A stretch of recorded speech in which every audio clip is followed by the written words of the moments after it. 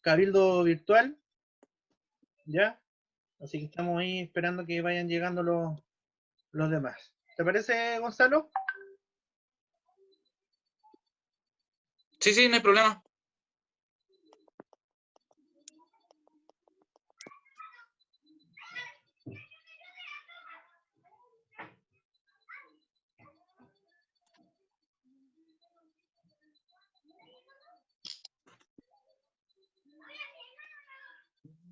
Ahí estábamos esperando. ¿Cómo están? Don Raúl, por ahí, lo vemos. A la señora Luz, bienvenidos.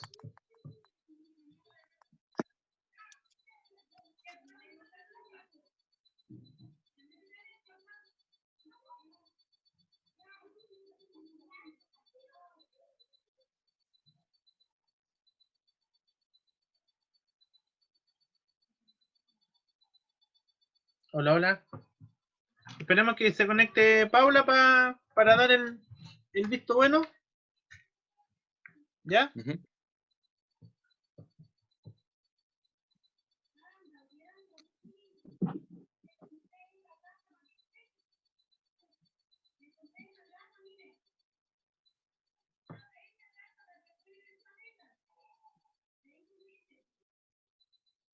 Ahí está Paula. Sí. Hola, Paula. Hola. Ahí está Paula. Les dejo ahí para que comiencen. ¿Ya? ¿Ya? Voy a seguir viendo las demás plataformas para que salga todo bien. ¿Ya? Ahí. Ya estamos con el camino, con el tiempo, así que ustedes llevan la batuta, Paula. Ya. Vale. Hola a todos. ¿Cuántos hay que no veo? Pues yo estoy con el teléfono. ¿Cuánta gente hay? 5, 6. ¿Aló? Ya. Más porque se está grabando, la idea es que esto lo vamos a compartir después en las redes. ¿Me escuchan bien? ¿O me escucho lejos? ¿Sí? ¿Bien? Ya. Hola Gonzalo, bienvenido. Te damos la bienvenida acá al Cabildo Plaza Viña. Nosotros estos cabildos los venimos haciendo desde a comienzos del estallido social en noviembre del año pasado. Y esto, la idea es dar continuidad, digamos, a lo que ya estábamos haciendo todos los jueves. Y la idea es que conversemos contigo, lo que ya habíamos pero aclarar, digamos, el cargo que tienes tú, porque se produjo una confusión, tuvimos que bajar el afiche, tuvimos que subirlo de nuevo con el nuevo cargo. Tú eres director de... dale tú, dime tú el cargo. Regional, soy director dentro de lo que es el Regional Santiago del Colegio de Enfermeras, que en realidad está compuesto por varios directores, ¿ya? Aparte de la mesa común que hay. Entonces nosotros nos encargamos de los temas relacionados con defensa de la enfermería, en representación de la enfermería en lo que es la región metropolitana. Ya. Oye, tú trabajas en uno de los hospitales, bueno, el hospital más grande, me contáis, de la zona norte, el San José. En realidad el único hospital público de la zona. El de San José. Oye, Gonzalo, igual queríamos partir conversando, como hacerla como rápido, porque acuérdate que son 40 minutos para que la gente pueda hacer consulta. Primero, respecto a la realidad de los hospitales hoy en día para enfrentar la crisis acá en Chile, esta crisis que tenemos de pandemia, digamos, del COVID-19. ¿Están los hospitales preparados para contener una pandemia como la que está pasando? Porque lo que nosotros vemos todos los años, ¿no es cierto?, es que sin pandemia, en términos o sea, normales de funcionamiento en el invierno, queda la escoba en los hospitales, ¿no? Hay mucha gente, la gente se ese hospital donde tú trabajas, que es el único de la zona norte, ¿cuántos atiende? ¿Cuánta es la capacidad que tiene? ¿Cuánto es la capacidad que atiende efectivamente? ¿Es la misma que tiene? ¿Se ha dado solución? Que hagamos una síntesis respecto a eso. Claro, mira, en el caso, voy a partir primero de lo particular que vendría siendo el Hospital San José de la zona norte, y luego comentar un poco cómo se ve el panorama en otras zonas de la metropolitana. En el caso de nosotros, el hospital se hizo pensando en una población de 450.000 personas, pero actualmente atiende a más de 1 millón de personas, ¿ya? Si esto, por ejemplo, lo quisiésemos graficar en alguna situación cotidiana, es como tratar de meter en un colectivo a 25 personas, una cosa así. Entonces, con respecto al colapso, claro que nosotros lo vemos habitualmente en época, sobre todo lo que es el invierno. ¿Ya? Yo trabajo ahí desde el 2015 y es una situación que se repite todos los años, a pesar de que hay invierno todos los años, ¿ya? Y ahora lo estamos viendo en realidad más que nunca. ¿De qué forma? En el fondo que ya se prevé un colapso bastante anticipado, siendo que todavía no parte el foco importante, que se espera que sea ya a final de mes. En realidad, si me A final de preguntan abril. así como final de abril, claro. Si me preguntan así con respecto a cómo vemos el panorama y cómo se están implementando las medidas dentro del hospital y cómo se siente acá en la región metropolitana, en realidad es como bien desalentador, ¿ya? Partiendo sobre todo porque, y lo debe ver la gente en su casa, no existe una claridad o una transparencia con respecto a las medidas que que se están tomando actualmente. Nosotros, en el servicio donde trabajo yo, no sé, pues desde dirección de ritmo casi preocupante para los trabajadores, ya que en el fondo eso va generando un sentimiento de desconfianza y de inseguridad. Vemos, por ejemplo, que se busca aumentar el número de camas críticas, pero a eso todavía están veremos y ya estamos a 9 de abril. 9. Oye, y esto de las camas críticas, ¿qué te pareció a ti lo que hizo el gobierno, digamos, de, por ejemplo, de tercerizar o arrendar espacios que no son para la salud, como el espacio Riesgo en Santiago, para habilitar camas que supuestamente eran de pacientes críticos? ¿Eso es una buena medida o finalmente no cumple el objetivo que... El tema de la compra de servicios, volviendo un poco así como hacia atrás, en realidad siempre ha sido un tema en el servicio público porque se esperaría, en el fondo, que siendo responsable con el servicio público hubiese una inversión real en el tema de camas, cosa de poder abastecer la necesidad de la población, ¿ya?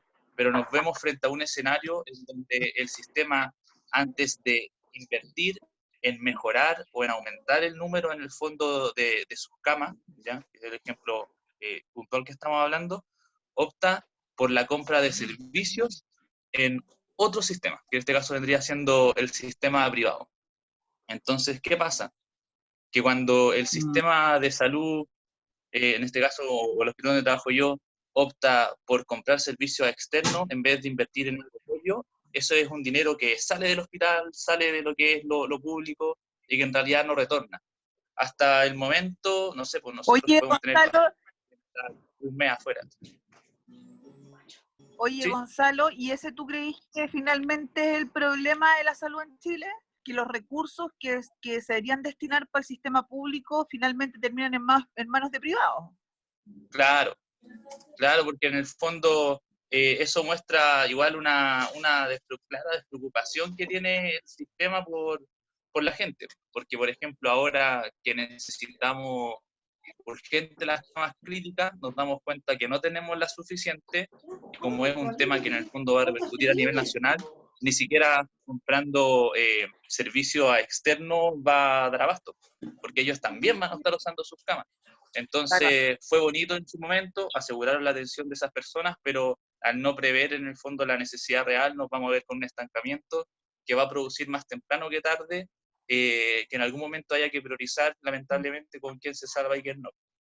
¿Puedo hacer dos preguntitas? ¿Puedo hacer dos preguntitas cortas? Leonora. ¿Sí? Hola. Hola Gonzalo, mucho gusto. ¿Tú trabajas en el hospital, en el JJ de San ¿Qué hospital trabajas? No, en el San José. En el San José. Esa es una pregunta. Y en el San José, un dato del tipo cuántos respiradores tienen y cuántos están ocupados. Y otro dato, cuántas camas críticas, de esas de UCI, para atender a potenciales enfermos de COVID, ¿de cuántas disponen, cuántas están ocupadas? Para tener una idea de cómo va avanzando el problema. Claro. Mira, nosotros en realidad, en lo que es UCI, creo que son alrededor de 15 camas, ¿ya? Y actualmente se prevé aumentar esa dotación, convirtiendo lo que es UTI en una UCI más grande. Ok. Y hay otros servicios que pretenden transformarse en una UTI, ¿ya? Cosa de, en el fondo, aumentar la dotación de lo que es la parte más crítica, ¿ya? Ahora el asunto es que esas camas... ¿Sí? ¿Paula? No, dale, o sea, tú me estás diciendo que para una población, tú me estás diciendo que el Hospital San José, que es el que atiende toda la zona norte de Santiago, que tiene una población de 1 millón, que atiende más o menos 3 veces 450.000 personas, que atiende aproximadamente 3 veces esa población, tiene que UTI. Claro, oye, pero es que más allá de eso, a lo que quiero llegar, es que en el fondo la cantidad de camas en realidad disponible en este momento para el COVID es las camas que están disponibles dentro del hospital. Porque nosotros tenemos cierta cantidad de camas, por ejemplo, críticas, pero no quiere decir que no estén en estos momentos siendo ocupadas. No sé si se entiende. Sí se entiende, sí, sí. Entonces, por ejemplo, el otro día no era que tuviésemos 15 o 12 camas, sino que había una disponible. Entonces, Sí. el otro día revisando, creo que hay alrededor de 1.500 camas críticas en lo que es Chile y se espera ampliar, pero en realidad hay que ver a qué se arma, porque nosotros supuestamente también se va a armar la dotación, pero todavía ahí estamos esperando información de cuándo y cómo no tenemos. Ya, perfecto. La otra pregunta. Paula, ¿Leo? ¿Sí? Dale. Lo que yo vi, Gonzalo, en un video de CNN de México, es de un conjunto de enfermeros, ¿Ya? de profesionales de la salud, enfermeros, enfermeras, bueno, profesionales de la salud, no médicos, digamos, que hicieron un diagnóstico de 3 tipos de necesidades frente a las cuales poder pedir la solidaridad de la ciudadanía. Y tú ya sabes que se están haciendo, por ejemplo, máscaras faciales, Claro. impresoras 3D. Nosotros en nuestro cabildo hoy día entregamos al Frique 100 de esas escudos faciales a enfermería, digamos. Y fueron hechos por una vecina cabildera que se las arregló y las confeccionó en su casa. Pero también en su casa, sí, Angélica Escudero, con el aporte, el apapacho de otros cabilderos que hicieron posible la compra de los materiales. De la enfermera. Pero entonces, el punto es el siguiente, para Gonzalo.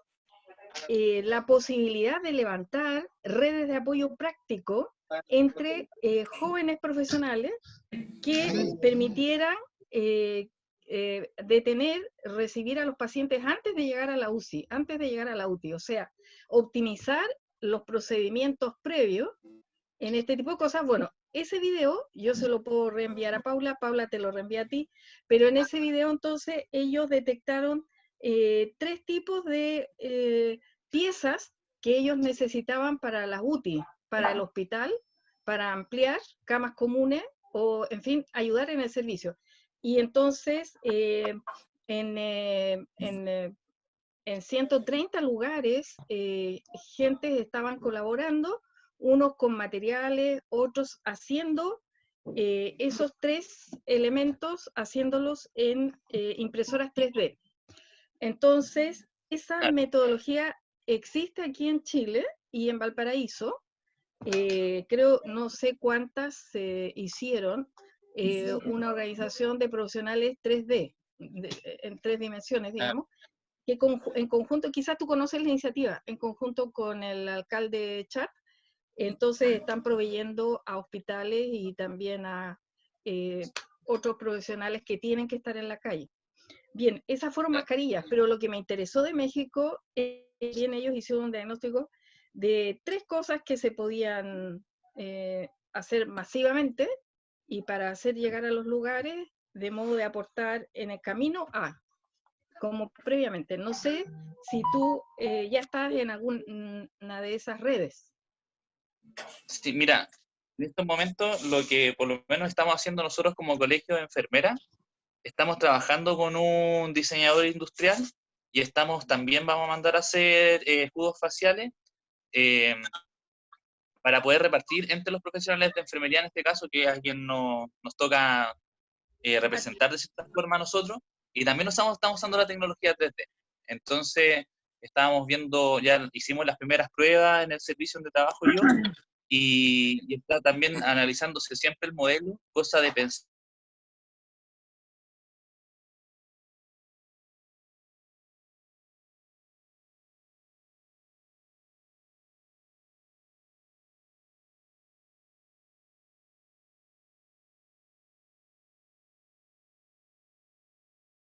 en el hospital, que están haciendo lo mismo que decías tú, se están coordinando para hacer mascarillas y también mandarlas a coser con vecinos de la zona norte.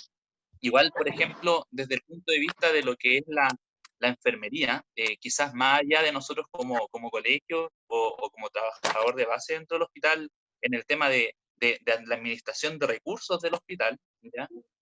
Nosotros nos estamos tratando de enfocar en lo que es la educación para la población, ¿ya?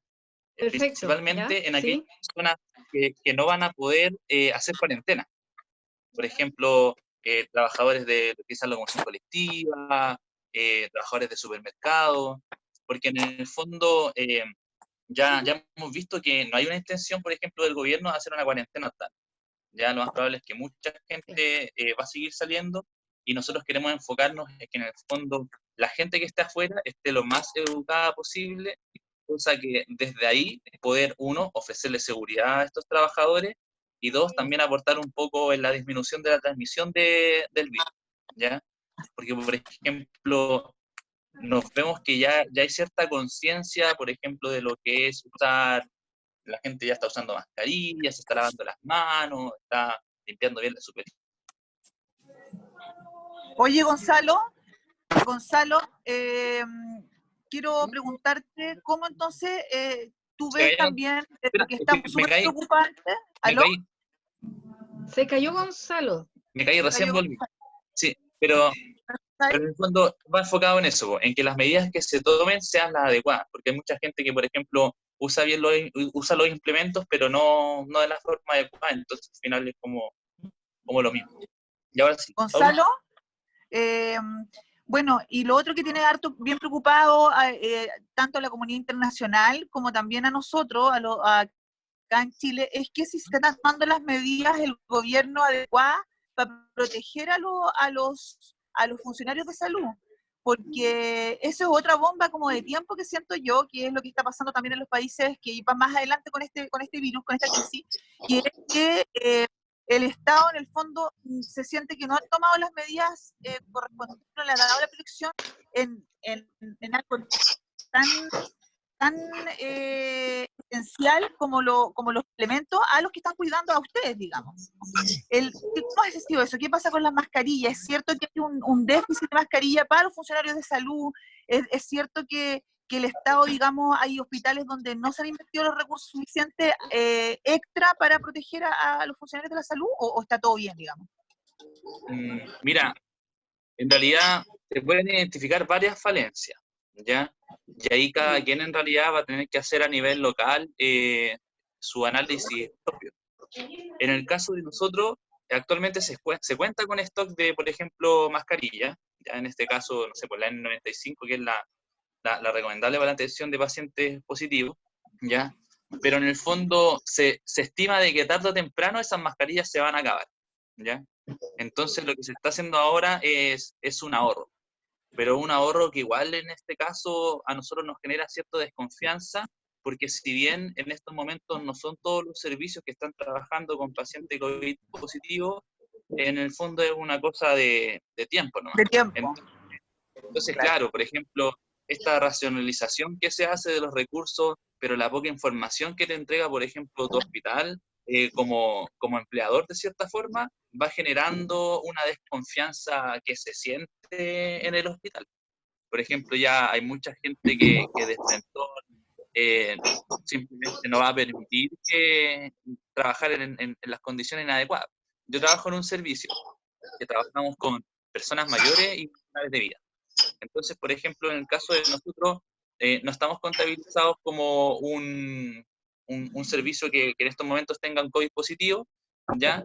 Hay ciertos implementos que quizás como la mascarilla 95, que bien no nos van a llegar o van a estar muy racionalizadas, pero no quiere decir que, por ejemplo, en algún momento vaya a pasar desde la urgencia a nuestro servicio un paciente que sí sea positivo y ahí se va a generar el caos. O, por ejemplo, nosotros lo vemos con el tema de los kinesiólogos. Los kinesiólogos son súper importantes en todo lo que es la pandemia en sí, porque dentro de lo que son los profesionales que manejan los ventiladores mecánicos son los kinesiólogos y enfermeras principalmente. Entonces, en el caso de nosotros, por ejemplo, hay un stock de kinesiólogos. Ellos pidieron la contratación de más kinesiólogos por un tema de que se va a generar una sobrecarga, pero simplemente la dirección, en vez de acudir a este llamado de estos profesionales que son vitales, ¿ya? Simplemente dijo no, con lo que hay trabajen y van a tener que los chiquillos tener una sobrecarga tremenda. Entonces, desde ese punto de vista, uno a simple vista dice, claro, el hospital no está haciendo lo necesario para que estemos bien o tengamos lo necesario para afrontar de la mejor manera, en el fondo, lo que es esta pandemia. En el caso de nosotros, tenemos claro que en algún momento puede fallecer eventualmente mucha gente, ¿ya? Y nosotros como servicio que trabajamos con final de vida, no se nos ha dicho en ningún momento, oigan, cuando esto pase, vamos preparándonos para ver cómo lo hacemos, ¿ya? Considerando que nosotros somos los que trabajamos con final de vida. Entonces nosotros preguntamos, le decimos a nuestra jefatura, oye, ¿qué está pasando? Nosotros pensamos que esto va a ser así, tiene bastante lógica, pero no tenemos respuesta de vuelta. Entonces, claro, está por un lado el tema de los recursos, insumos, pero también el otro es el tema de la comunicación. Y no solamente con los trabajadores, sino que también con la población en general. Porque, por ejemplo, les dicen, sale el ministro diciendo, ya, ahora todos usen mascarilla. Y la gente usa mascarilla, pero no dice por qué. No les avisa que en realidad es una medida parcial, ¿ya? Que no los va a salvar de contagiarse. Entonces vemos mucha medida a la rápida, mucha improvisación. Claro, pero poca educación. Lamentablemente, históricamente, Oye, Gonzalo, los gobiernos no se han enfocado en educar a la población, han optado por mantener cierto grado de ignorancia, y ahora cuando necesitamos que todos se eduquen, nos vamos a encontrar con esta dificultad. No lo hicimos antes, entonces ahora no podemos pretender que todos se eduquen por arte de magia. Oye, Gonzalo, respecto a eso, ¿cuáles son las medidas efectivas para protegerse frente a este COVID-19? Porque hay mucha información que han dando vuelta, muchos mitos sobre el COVID-19, sobre el contagio.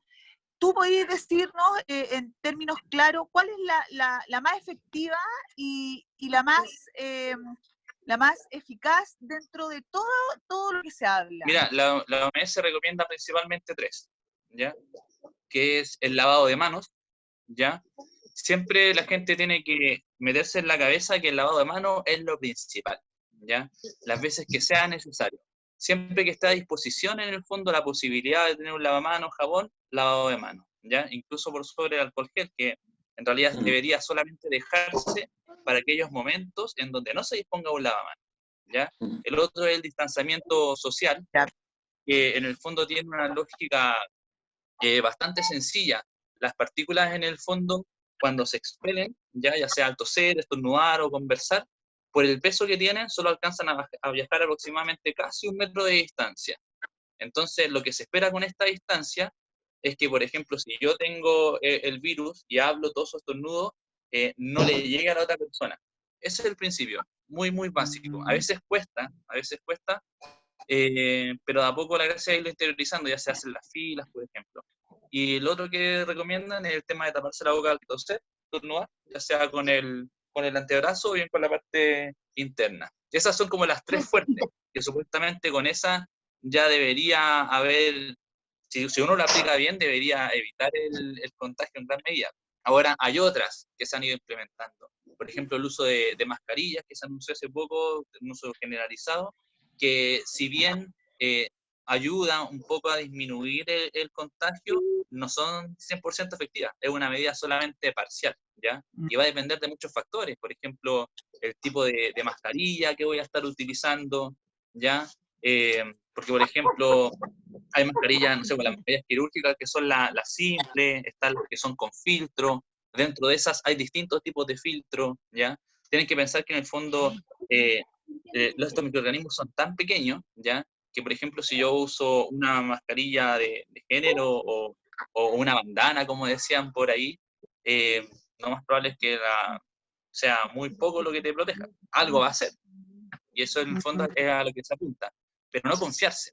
Incluso por eso la OMS no recomienda tanto el uso de mascarilla, porque en el fondo una de las cosas que produce es justamente una falsa sensación de seguridad. La gente dice, oh, estoy con mi mascarilla, no me va a pasar nada, entonces se confían. Entonces, por ejemplo, usan mascarilla inadecuada, o bien las que usan, no la usan de la forma adecuada. Entonces ahí se van generando estas como aberraciones. Oye, para matar el virus dicen que hay, que digamos el cloro, todo lo que tenga jabón, porque finalmente es el virus tiene una partícula de grasa que lo rodea, y cuando se destruye esa partícula de grasa, el virus muere. También cuando se expone al calor, sobre los 24 grados, y también cuando pasa mucho tiempo, ¿no es cierto?, donde el virus esté en una superficie que no sea viva, el virus después de unas horas muere. Pero finalmente, ¿cuáles son los productos de limpieza que uno tiene que son efectivos? El cloro, el alcohol gel, ¿qué otra cosa? El lisofón, por ejemplo, que ha sido bien discutido si es efectivo o no es efectivo. Claro, mira, con respecto a lo que es la limpieza, ¿ya? Uno tiene que separar lo que es la limpieza de la desinfección, ¿ya? ¿Ya? Como bien tú decías, claro, hay componentes que son hidrófobos, en que el agua por sí sola no va a eliminar el virus de la superficie. Entonces, por eso es siempre importante mezclarlo con algún agente, ¿ya? Que sea limpiador, cosa de en el fondo poder generar el levantamiento en el fondo de esta partícula para poder arrastrarla junto al agua, ¿ya? Y luego de ese proceso de limpieza, se recomienda luego hacer la desinfección, ¿ya? Y ahí es donde entra el cloro. Y, por ejemplo, se pueden hacer preparaciones donde tú puedes mezclar, por ejemplo, 20 cc de cloro en un litro de agua, ¿ya? Y con eso tú puedes bien limpiar la superficie y ahí se va a producir ese efecto de desinfección. No usar, por ejemplo, el cloro directo sin antes haber limpiado, que en el fondo el cloro se inactiva al contacto con la materia orgánica. ¿Me entiendes? Entonces hay que tener bien claro ciertos conceptos, que no es solamente el agente en sí, sino que en el fondo el orden que yo le doy a lo que estoy haciendo. Limpiar siempre de lo más limpio a lo más sucio, ¿me entienden? Yo, a modo de consejo, recomiendo siempre el cloro por un tema de que lo puedes comprar en gran cantidad, puedes hacer tú las preparaciones en casa, es efectivo, ¿ya? Así que... No, pero tengo sueño, que no dormirá, ¿no? Oye, El alcohol Gonzalo, también se recomienda, pero yo no lo recomendaría para superficie, porque en el fondo es...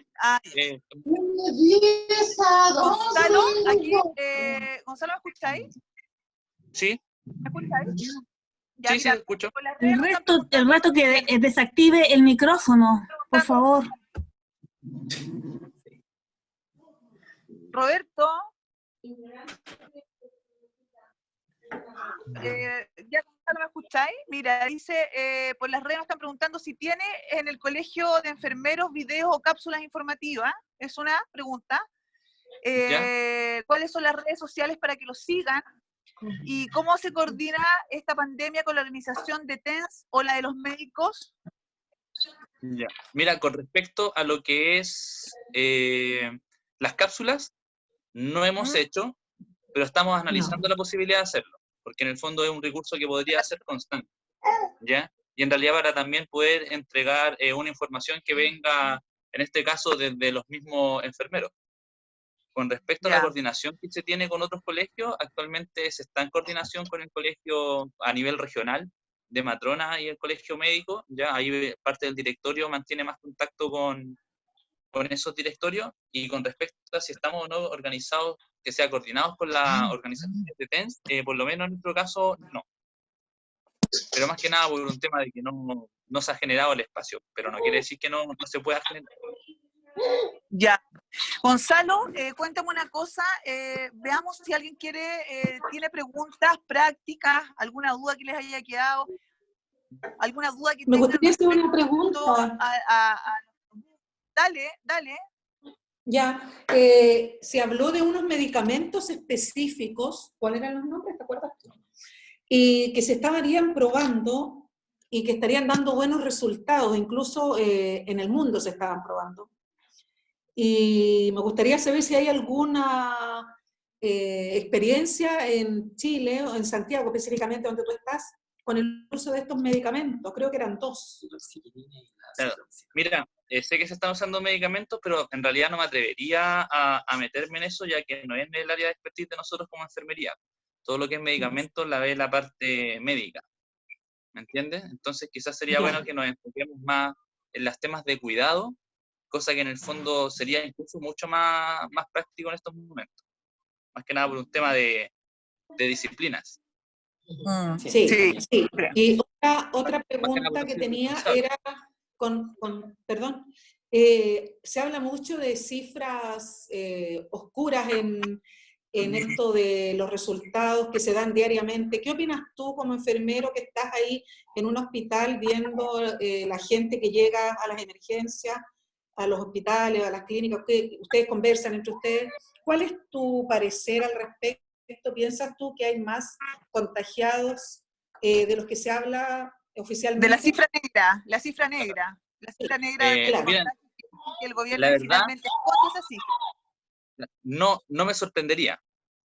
No me sorprendería porque ya justamente en el hospital donde trabajo yo, el ministro hizo desaparecer prácticamente las listas de espera de forma administrativa y no con una resolución real. Eso es sabido y algo que siempre los gremios han denunciado.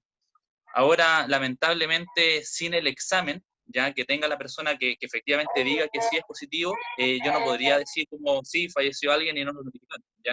Pero sí se nos va a dar quizás, probablemente en algún momento, que nos van a llegar o bien personas, no sé, que no vamos a conocer si fue o no positivo. Sobre todo las personas finales de vida, que bien pueden entrar quizás por otra patología, se decide una adecuación del esfuerzo terapéutico, no tuvo el examen y quizás termina falleciendo igual. No sé si se entiende. En esos casos, quizás se podría hablar de una persona que no fue contabilizada, pero en estos momentos nosotros, por lo menos dentro de los servicios, somos súper rigurosos en eso, porque nadie quiere que entre un paciente no notificado al servicio, ¿ya? Ahora, más allá de si en el fondo las autoridades dan el número real ya una vez que lo tienen, ahí en realidad desconozco, pero no me sorprendería. Gracias. ¿Alguna otra pregunta? Sí, ¿se escucha? Sí, dele, te escuchamos. Mira, Perfecto.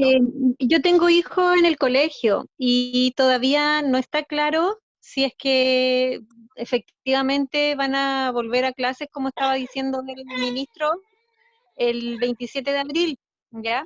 Yo espero que eso no sea así, pero en caso de ser así, ¿cuáles son las medidas más importantes que tiene que tener los niños, y en este caso mi hijo, porque yo estoy en este momento viviendo con 2 adultas mayores?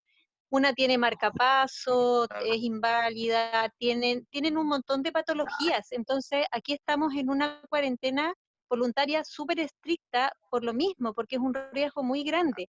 Pero si llega a tener que ir al colegio, la verdad no sé cómo puedo abordarlo de la mejor manera posible, que no sea el que no vaya, porque igual yo estoy pensando en que simplemente no lo mando nomás. Pero ¿qué me puedes recomendar, por favor? Mira, volviendo a las 3 medidas, siempre lo más importante en estos casos, sobre todo en la sociedad civil, es el tema de la educación, ¿ya? De las 3 medidas que hablábamos delante, el tema del lavado de manos, distanciamiento social, el taparse la boca, no sé, por uso de otras EPP, ya accesorias, asegurar el buen uso.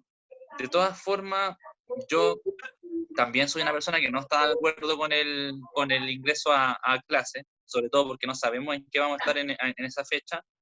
En realidad, más allá de que la persona, o en este caso tu hijo, ¿qué edad tiene tu hijo? 16, entonces ahí van a estar en una sala, o sea, Ya. va a ser como difícil. Claro, él por ejemplo, ya podríamos asumir que podría aplicar las medidas o aprenderlas de la forma correcta, pero lamentablemente en un contexto de colegio. Dificilísimo. Lo Es dificilísimo. Los niños son por Ahora sí, Muy me difícil. había caído. Oye, En un sí. contexto Oye. de colegio, nada te asegura, por mucho que se cuide en este caso tu hijo, que las otras personas lo vayan a hacer, porque ahí entran otros factores, por ejemplo, la actitud que tengan sus compañeros, la actitud que tenga el colegio, o bien la actitud que tenga la gente incluso en el trayecto a este colegio. Entonces, igual es complejo, pero siempre, en tu caso, lo mejor es que tu hijo conozca y maneje de la mejor forma, en el fondo, las medidas que ya se están instaurando. Porque al final, entre más conscientes sean, al final más, casi por hábito. Claro, gracias. Oye, bueno, yo igual quiero dar una opinión respecto a eso, que es bien poco probable que se pueda volver a clase el 26 de abril, como dijo el gobierno en primera instancia. Las probabilidades que eso ocurra son muy escasas, porque el pic del contagio del coronavirus finalmente va a ser a finales de abril, principios de mayo. Entonces, hablar sobre la hipótesis poco probable de que puedan volver a clase en esa fecha es realmente absolutamente improbable. Ahora, yo creo que el gobierno finalmente hace esto y para poder tirar las vacaciones de invierno y ir ganando tiempo frente a esta pandemia. Pero en términos claros, volver a clase en una situación así es súper difícil e improbable. Recordemos que los niños son los vectores más importantes del virus.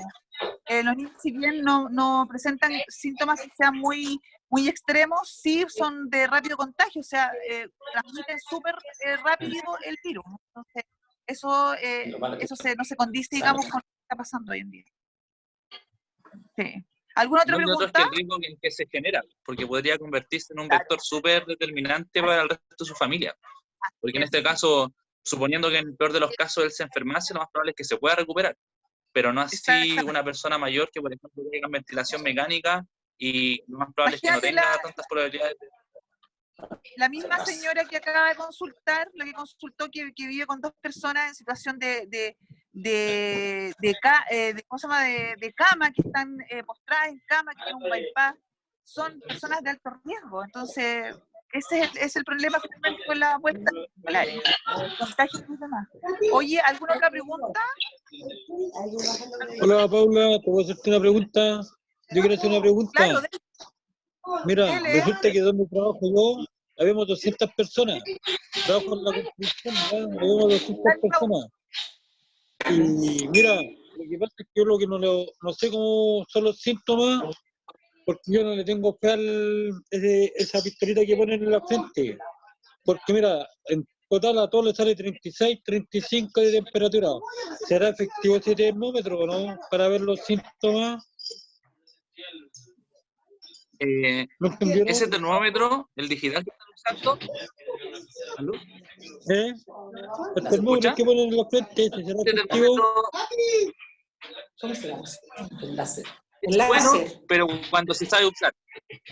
Porque en el fondo, si en el fondo tienes la duda, o a veces te marcan y no sé, alguien te dice, oh, tienes 34 y no le parece raro, o bien la persona que está tomando la temperatura no es capaz de lo necesario para darse cuenta cuando la medición es errónea, ¿ya? Claro que podría ser una cifra falseada. Versus si te lo toma una persona que está capacitada y te puede decir efectivamente, o a través de otros síntomas, pueda determinar que quizás no es tu temperatura real. ¿Sabes por qué te lo digo? Porque todos los días hay una persona diferente tomando la temperatura, por eso yo es que le tengo que dar ese termómetro. Y somos de yo te recomendaría, igual, ¿entiendes? Yo les recomendaría igual que cada uno tenga su termómetro, ¿ya? En la casa, Y cosa de que en el fondo puedan pesquisar en el momento que alguien pueda presentar algún síntoma, poder tomarse la temperatura. Acuérdense que en el fondo la temperatura en realidad es uno de los criterios principales para poder consultar. En este caso sería temperatura y algún otro síntoma asociado, por ejemplo, dolor de garganta, compromiso de estado general, mialgia, ya que en el fondo es un dolor de cuerpo generalizado. Entonces, con respecto a la toma de temperatura en tu trabajo, yo tendría ojo más que con el aparato en sí, con quién te toma la temperatura. Porque, por ejemplo, si es de muy lejos, la temperatura obviamente va a salir falseada, sobre todo si hay corrientes de aire, por ejemplo, entre medio. Ya. O si vienes llegando apurado y vienes transpirando, eso también afecta. perfecto. Oye, Roberto, oye, ¿cuánto queda? ¿Aló, me escuchan? Roberto, No. sí, ¿cuánto queda? Nos dieron unos minutos más, así que estamos bien. Oye, ¿alguien más quiere hacer alguna pregunta? La Leonora, dale, te escuchamos. Leonora, el micrófono para Leonora. Ahora sí, perdón, yo misma Dale. Ya, entonces, la pregunta para Gonzalo dice relación con el grupo etario al que está afectando la infección. Los datos del último cuadro de ayer están mostrando que aquí en la quinta región la mayor densidad, del orden de un 40%, casi, entre un 30 y un 40%, se encuentra entre personas de 31 a 40 años.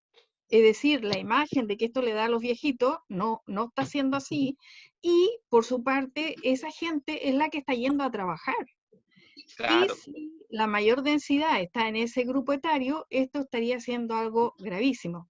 Desde esa perspectiva, ¿qué posibilidades hay de que el Colegio de Enfermeros, en región metropolitana, pero entrar en contacto con los otros regionales y se alertara de esta situación en términos de salud pública, digamos? ¿Y qué pasa en particular en el sector que atiende el Hospital San José en Santiago? Claro. Mira, en realidad nosotros como colegio se trabaja de manera coordinada. Hay un directorio nacional y están todos los regionales, entonces cada regional tiene autonomía dentro de su ejercicio. En el caso de ustedes, por ejemplo, para poder contactarnos correspondería a Regional Valparaíso, que ya están en Plaza Victoria, ¿ya? Así por si en algún momento quisieran. Efectivamente, hay mucha población joven que está contagiada, obviamente son también los más expuestos.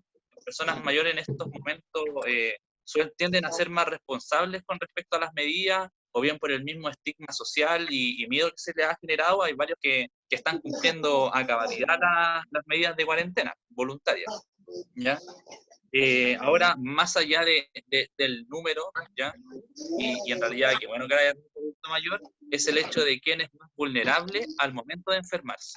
Porque, por ejemplo, aparte de la rápida propagación, ya se sabe que el virus es bastante más agresivo con aquellas personas que tienen morbilidades asociadas.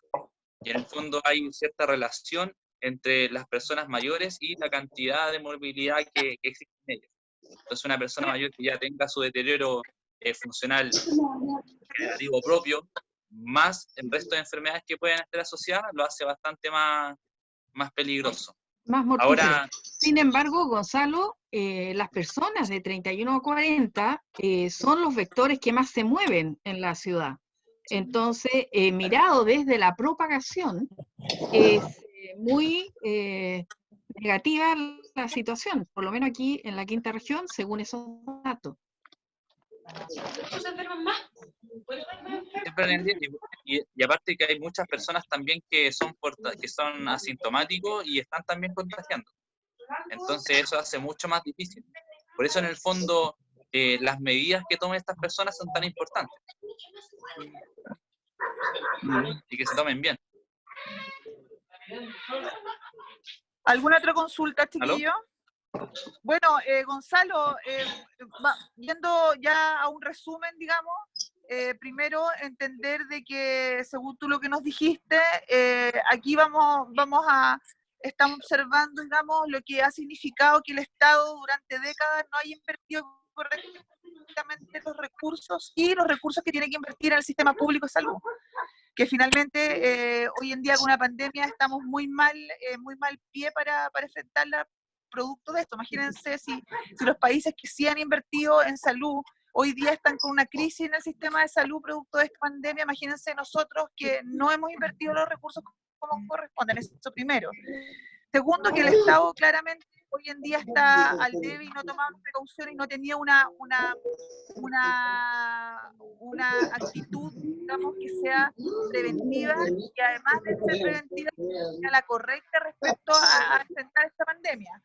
Porque finalmente nos damos cuenta que va actuando sobre la marcha y que no tiene ninguna no sé, preparación o algo que digamos que ellos nos pueda decir a nosotros que están pensando desde antes, como dice el gobierno, que desde enero están tomando medidas. O sea, eso se ve que no es así, que están actuando sobre la marcha, digamos, y haciendo las cosas sin una planificación adecuada. Lo mismo de las camas, lo mismo con los ventiladores y lo que está pasando finalmente con los gente que está en la salud, que son los que están encargados de sacar esta crisis adelante, también se ven expuestos a este mal manejo del gobierno que finalmente y los tiene súper preocupados.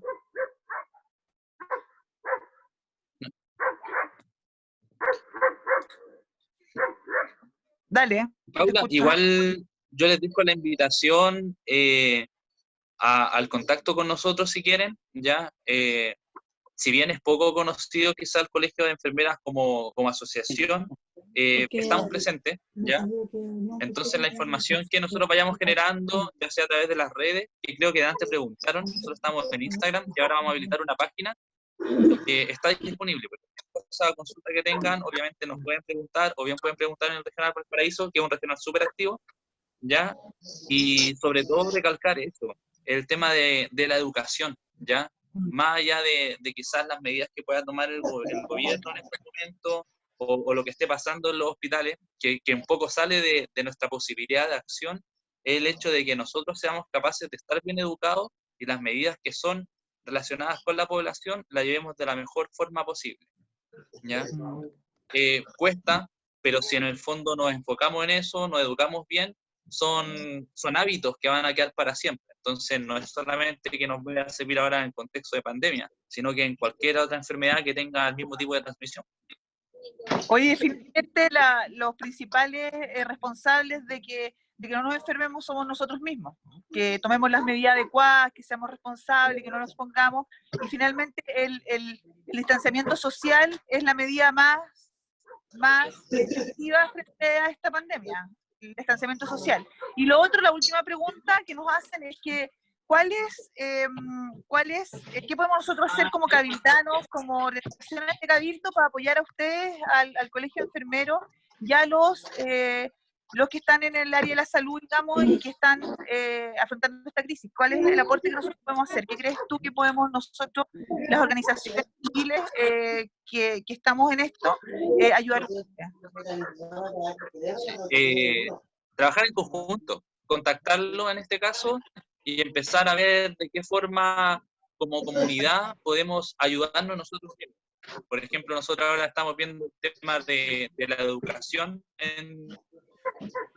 de las personas que no van a poder ser cuarentena, pero en algún momento, claro, el tema de abarcar quizá todo lo que es la región metropolitana va a ser difícil, y entre más personas se pueda contabilizar, ya sea para el trabajo educativo, siempre es bienvenido. Si en el fondo eso es donde nos estamos cayendo también, en el fondo en cómo nosotros como sociedad afrontamos también y cumplimos con nuestra parte de lo que está pasando. Como bien decía la señora Aurora, creo, hay hartos jóvenes, pero obviamente o sea, también coincide.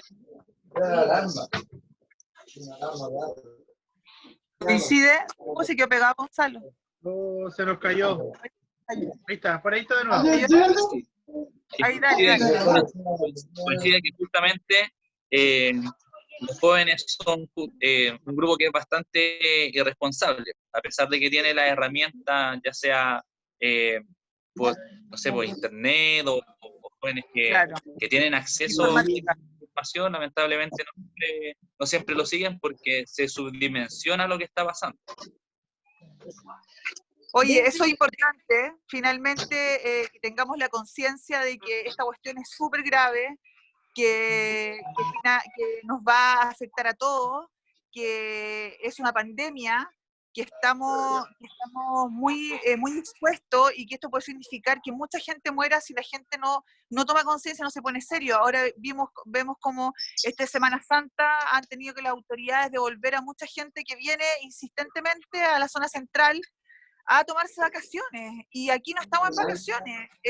La gente tiene que entender y tenemos que entender como ciudadanos que no estamos de vacaciones, que estamos en una pandemia, que tenemos que estar en la casa y no podemos salir a pasearnos como que nada pasara. Lo otro que nos estaban preguntando era el distanciamiento social, que fue, espérame, déjame buscar la pregunta.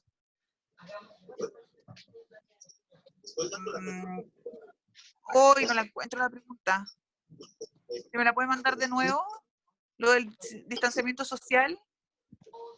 Paula. Dale. Paula, se trata de que no estamos en realidad en distanciamiento social. Estamos en red, estamos en la familia, o en fin. Decía un epidemiólogo que era importante hablar de distancia física, que no es distancia social, que es otra dimensión de la humanidad nuestra, ¿no? Y que se entiende en el derecho de la salud mundial, que tenemos derecho a la salud social también, digamos, o sea, a la relación social, etcétera, ¿no? Entonces, que en estas cápsulas formativas se pudiera hacer esa precisión de que lo que importa aquí es alejarse del virus. Claro.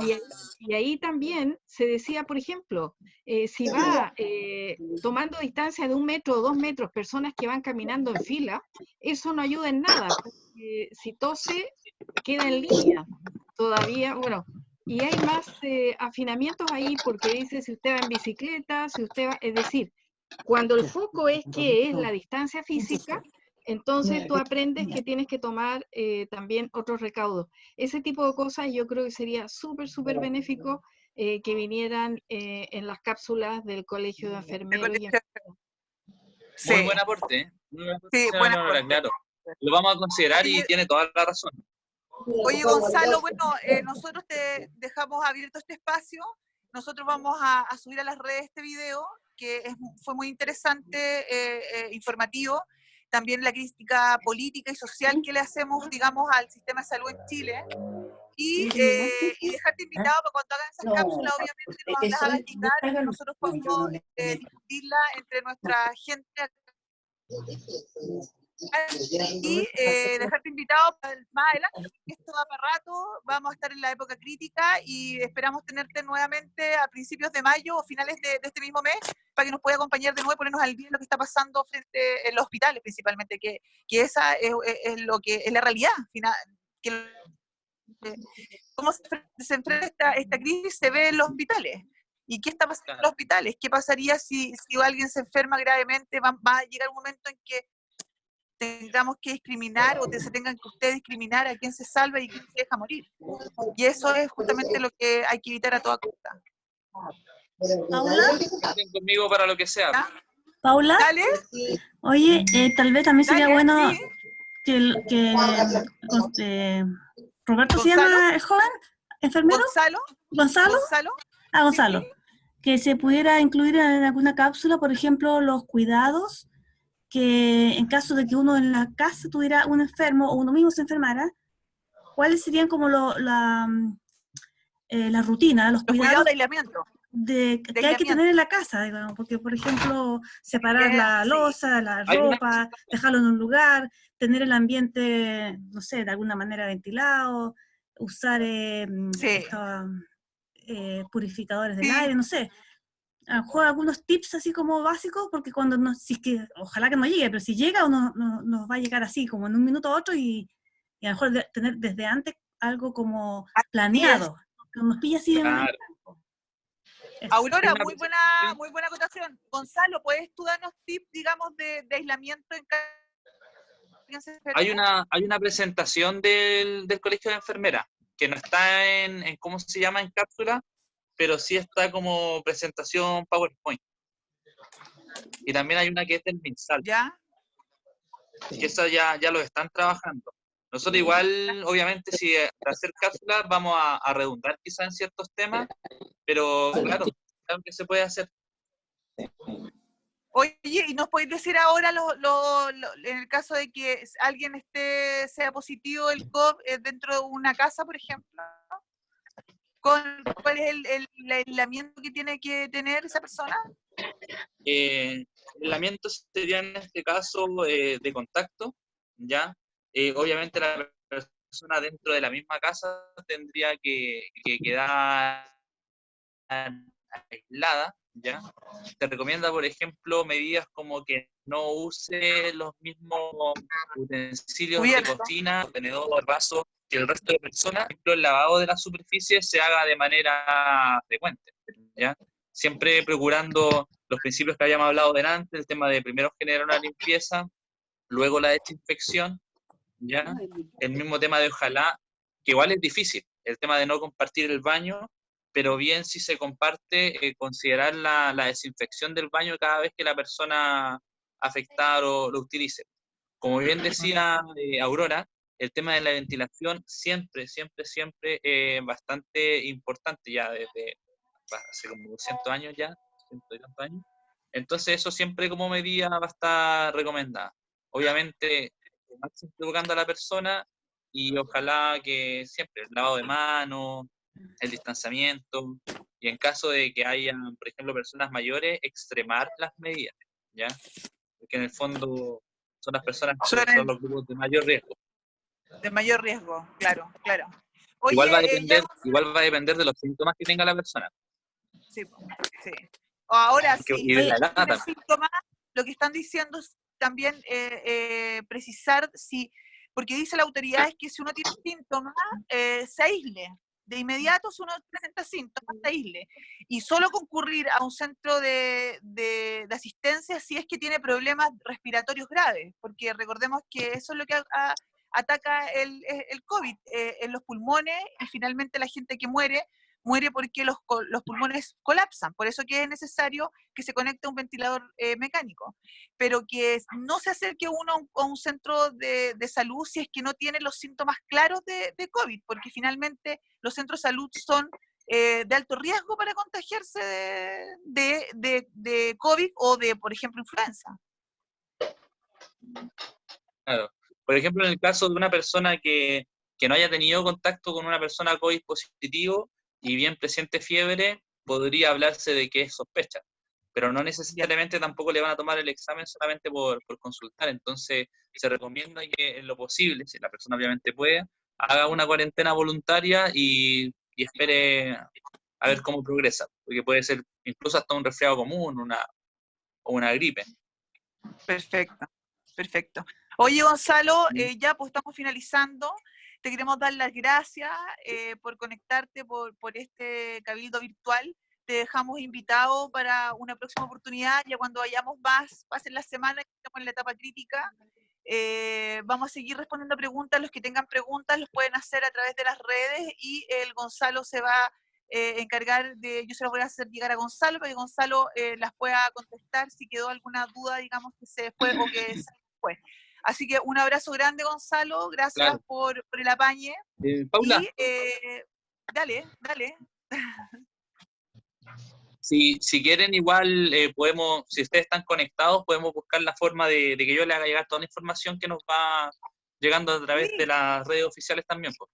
Entonces podemos hacer un filtro de información que ande dando vuelta, cosa de que en el fondo tengan la información ojalá más oficial. Preciso. Aquí ¿ya? La Leonora es la capa en eso que condensa toda la información y la logra descifrar para todos nosotros. Así que nos ponemos en contacto. Gracias, Gonzalo. Un abrazo grande. Muchas gracias. Y bueno, nos vemos el próximo jueves, porque el próximo jueves va a estar de invitado Rodrigo Mondaca para hablar sobre la crisis hídrica que hay en Chile. Ya lo tenemos él va a estar conectado con nosotros y vamos a hablar de la crisis en el agua, sí, vamos a hablar de lo de la crisis del agua y la efectividad que hay aproximadamente 350.000 familias en Chile que no tienen acceso a agua para poder lavarse las manos en esta crisis mundial de COVID-19. Así que Paula, y aquí en Viña tenemos supuesto, como 6 o 7 campamentos en que más del 50% de la gente no tiene agua hoy día, ahora. Así que... Hoy en día, Leo, eso es sumamente importante porque efectivamente en Chile recordemos que tenemos en Viña del Mar el campamento más grande de Chile. El más grande campamento Felipe está aquí en y Manuel Bustos, son 2. Exactamente. Entonces, ahora, bueno, vamos a terminar esto lo vamos a subir a las redes y vamos a juntarnos de nuevo con otros enlaces, chiquillas, para que se conecten, porque vamos a hablar de lo que vamos a hacer de aquí, las acciones que vamos a tomar como Cabildo Viña para lo que habíamos conversado antes, que es la planificación finalmente. Un abrazo. Un abrazo. Gracias. Gracias. Vamos a Gracias a todos. Chao. Chao. Chao, chao. Chao.